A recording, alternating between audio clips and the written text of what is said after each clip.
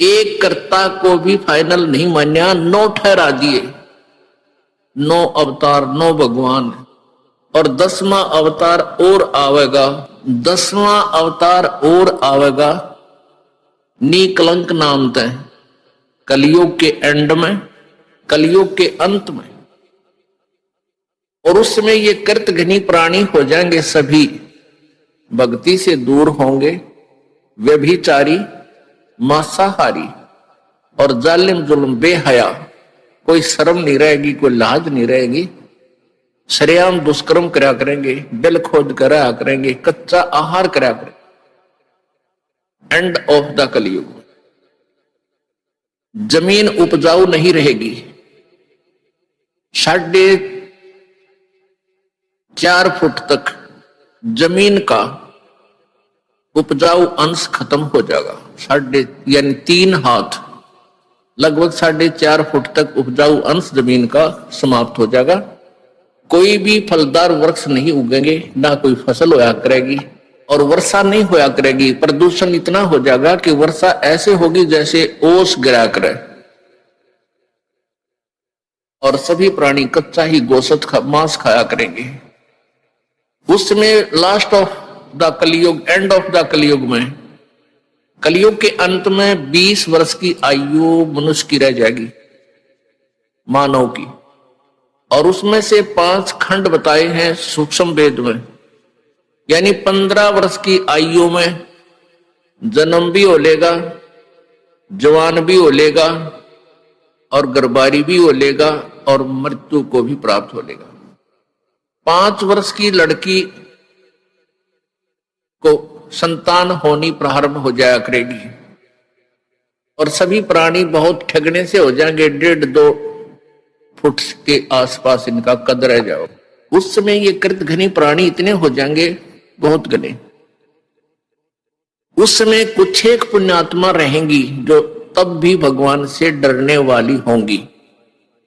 वो होंगे ऐसे ही मांसाहारी भी होंगे, लेकिन जगह भगवान की अवश्य होगी। वो कौन होंगे? जो अब इस कलयुग में, अब ये भगवान का मार्ग हजारों वर्षों तक चलेगा। जो पुण्यात्मा इस मार्ग पर लगेंगी, भक्ति करेंगी और आजीवन मर्यादा में रहे, वो तो सतलोक चले जाएंगे। और जो जिनके पैर फिसल गए, नहीं पार हो पाए, वो फिर ऐसे इस कलयुग में मनुष्य के जन्म प्राप्त करते रहेंगे। इतने दयालु हैं ये परमात्मा। लेकिन मनुष्य जीवन में कौन सा ये प्राणी सुखी होगा? तो उस समय क्या होगा कि निकलंक नाम का एक अवतार आवेगा। वो कौन होगा? राजा हरिश्चंद्र की आत्मा होगी।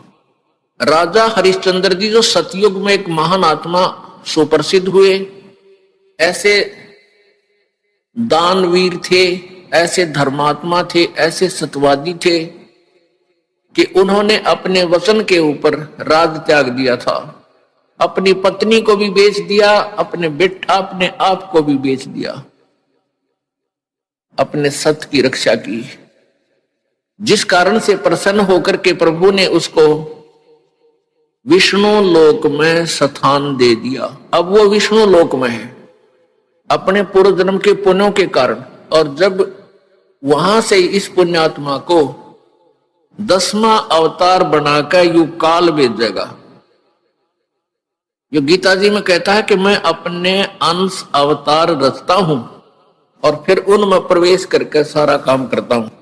इसलिए गीता जी अध्याय नंबर 4 के श्लोक नंबर 5 और 9 में कहा कि अर्जुन, तेरे और मेरे बहुत जन्म हो चुके हैं, तू नहीं जानता, मैं जानता हूं। फिर कहता है 9वें श्लोक में कि मेरे जन्म और कर्म अलौकिक हैं। अब कर्म कैसे अलौकिक हैं? श्री कृष्ण में प्रवेश करके महाभारत करवा दी, युद्ध करवाया। ओह, परशुराम का जन्म दिया, परशुराम में प्रवेश करके अक्षत्रियों को मार डाला और पाप परशुराम का रख दिए सारे।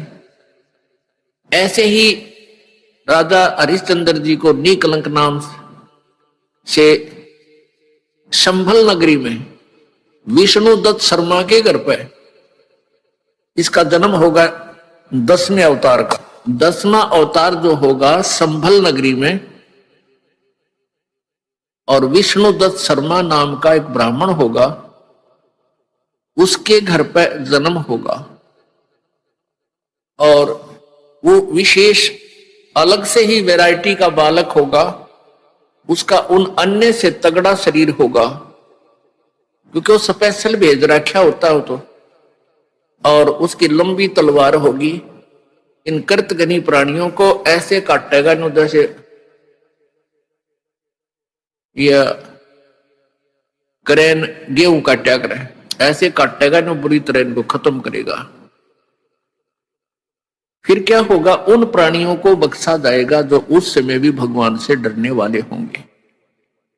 इतना प्रदूषण उस समय क्या होगा, फिर परमात्मा अपनी मेहर से, पुण्यात्मा एक तो परमात्मा ने विधान बना के छोड़ दिया, तो विधान जो भगवान ने बनाया है उसके ऊपर ये साइंटिस्ट अपना अनुभव करके थोड़ी रिसर्च कर लेते हैं और फिर वो भगवान को रिजेक्ट करना प्रारंभ कर देते हैं। ये इनकी महाभूल है। अब पीछे कई वर्षों से रट्टा लगा रखा था कि प्रदूषण इतना बढ़ गया, ग्लेशियन खत्म होगी, बर्फ नहीं पड़ेगी। अरे कई इतनी बर्फ गिर दी बिना गिनती की, और नो का नो प्रदूषण है, नो का नो सारा सौदा है, डूंडा ठा दी। तो भगवान की अपनी विटो पावर न्यारी है। तो क्या होगा, कलयुग के एंड में इन सभी को नाश करेगा, ऐसी दुष्ट आत्माओं को काटा जाएगा, खत्म करेगा। उसके बाद जो पुण्य, उस समय थोड़ी बहुत आस्था भगवान की जिनमें होगी वो शेष बचेंगे। फिर बहुत जबरदस्त वर्षा होगी, और वो पहले वर्षा प्रारंभ होगी बहुत ज्यादा, वो व्यक्ति वहां से खिसक जाएंगे, मैदानी स्थान छोड़कर पहाड़ों पर चले जाएंगे। बहुत सैकड़ों फुट पानी पूरी पृथ्वी पर हो जाएगा, और फिर बहुत समय तक ये पानी धीरे धीरे ये जल सूखना शुरू होगा, और जो जमीन का अनउपजाऊ अंश था वो जल के कारण ऊपर आ जाएगा, और फिर धीरे धीरे वो सूखेगा, सारा पानी जल सूख के फिर उसमें जंगल हो जाएगा, पूरी पृथ्वी पर वन हो जाएगा, पेड़ पौधे बहुत ज्यादा उग जाएंगे, और फिर पर्यावरण का परिवर्तन फिर होगा। वन जो है ऑक्सीजन छोड़ते हैं पेड़, और कार्बन डाइऑक्साइड वायु से लेकर के पुनः पूरे वायुमंडल को शुद्ध कर देंगे। फिर उन शेष बचे हुए प्राणियों के घर पर जो बालक होंगे वो उल्टे होंगे। उल्टे कैसे, माता पिता तो 2.5 फुट के, और बेटा बेटी हो जाएंगे 4-4, 5-5 फुट के, फिर धीरे धीरे बढ़ना शुरू होगा। तो सतयुग में सैकड़ों फुट हाइट के इंसान हो जाते हैं, सैकड़ों, और लाखों वर्ष की आयु हो जाती, क्योंकि शुद्ध वायु, शुद्ध वातावरण, बीमारी होती नहीं उस समय सतयुग में, बहुत कम।